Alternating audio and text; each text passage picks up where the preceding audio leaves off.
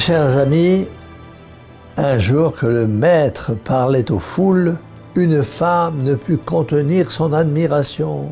« Bienheureuse, s'écria-t-elle, celle qui vous a porté et nourri. » Jésus ne répudia point cet éloge, décerné à sa très sainte mère, mais il la motiva autrement. « Appelez, dit Jésus, plutôt, bienheureux ceux qui écoutent la voix de Dieu et qui lui obéissent. » C'est-à-dire, si ma sainte mère est bienheureuse, ce n'est pas précisément à cause de la glorieuse mission qui lui est échue, c'est parce qu'elle a écouté attentivement, avec tant d'amour, la voix de Dieu, et lui a docilement obéi, en tout. Oui, mes amis, notre Seigneur nous a avertis par les paroles que j'ai citées, que si Jeanne d'Arc est proclamée bienheureuse, ce n'est pas à cause des hauts faits dont elle a été l'instrument, mais plutôt à cause de l'attention avec laquelle elle a écouté les voix du ciel et de la docilité avec laquelle elle les a suivis. Ah, mes amis, nous sommes en ce monde pour subir une épreuve, et cette épreuve consiste pour chacun de nous à choisir ses voix. Chacun de nous, en effet, a deux espèces de voix qui se font entendre, celles qui viennent d'en haut et celles qui viennent d'en bas, les voix du ciel et les voix de la terre. Nous sommes placés entre les deux et notre volonté doit se déterminer librement à négliger les unes pour écouter les autres. Voilà pourquoi la vie de sainte Jeanne d'Arc est un excellent modèle à proposer à tous les chrétiens. Mes chers amis, pour nous faire entendre sa parole, c'est-à-dire pour nous communiquer sa volonté, le bon Dieu a plusieurs voies à son service. Les unes sont secrètes et intérieures, c'est la conscience. Ce sont aussi les grâces actuelles, lumière dont Dieu éclaire de notre intelligence, sentiments dont il échauffe notre cœur, mouvements dont il ébranle notre volonté. Les autres sont extérieures, c'est la Sainte Église qui nous instruit. Ce sont les êtres, les objets, les événements qui ont tous une voie ordinaire dont Dieu se sert chaque jour. Il y en a d'autres extraordinaires dont il se sert dans les grandes occasions. Ce sont les messages qu'il adresse par les anges et les saints du ciel, par sa très sainte mère, à ceux qu'il a choisis sur la terre pour l'exécution de ses volontés. Mes amis, de quelque manière que Dieu nous parle, nous ne pouvons entendre sa voix si notre âme ne s'y prépare pas. Car l'homme matériel ne reçoit pas les choses spirituelles. Il faut s'efforcer à vivre dans le recueillement.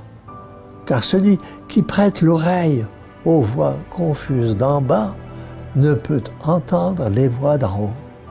Car il faut mériter par sa fidélité à répondre aux premiers appels de Dieu pour qu'il nous en adresse d'autres.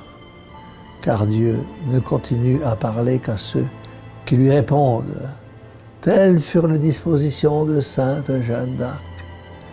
Lorsqu'à 12 ans, elle reçut les messagers de Dieu qui s'appellent Saint Michel, Sainte Catherine, Sainte Marguerite. Elle s'était de longue date déjà préparée à cet appel extraordinaire par le recueillement, la prière, la pénitence et l'humilité. Dieu était si content de Jeanne que, l'ayant trouvée fidèle dans les petites choses, il voulut lui en confier de plus grandes.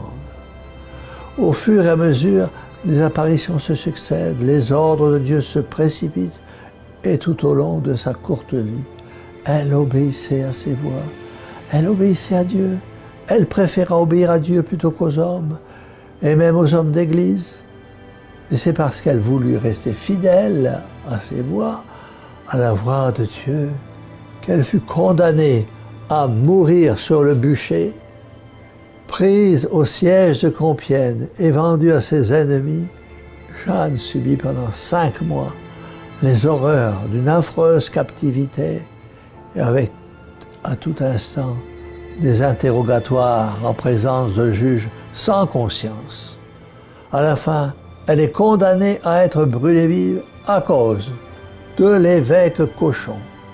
Or, toutes les réponses sublimes qu'elle fait durant ce long martyre, sont pour affirmer qu'elle a obéi à la voix de Dieu et que par conséquent, malgré tout et malgré tous, elle n'a rien à regretter. Je crois en mes voies, dit-elle devant les juges de l'Inquisition, aussi fermement que je crois en Dieu. C'est Dieu qui m'a envoyé. Si Dieu veut que je meure, que sa volonté soit faite. Sur le bûcher, en face de la mort, c'est toujours le même courage provenant de la même conviction qu'elle a faite et fait encore, la volonté très sainte de Dieu. Son dernier regard fut pour le crucifix. Le dernier mot qu'elle prononça fut celui de Jésus. Jésus avait ainsi inspiré toute sa vie. Il fallait bien qu'il inspirât sa mort.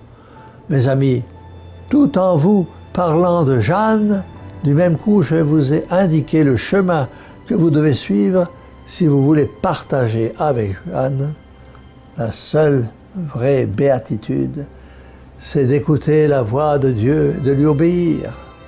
Admirer Sainte Jeanne d'Arc, c'est bien, la glorifier et l'invoquer, c'est mieux, mais c'est l'imiter qui est le principal.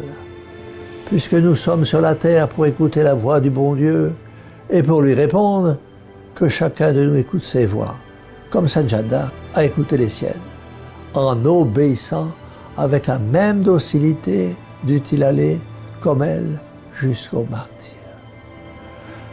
Comme cela, nous travaillerons non seulement notre salut personnel, mais encore au bonheur de notre patrie et de l'Église. Le monde d'aujourd'hui est peut-être plus malade que celui du XVe siècle. Il est vrai que la Sainte Église est en train de vivre son vendredi saint. La décadence est grande, les âmes souffrent, les âmes sont désorientées, les âmes perdent la confiance et la foi. Les congrégations religieuses sont dans le désarroi, car la relève n'est pas assurée.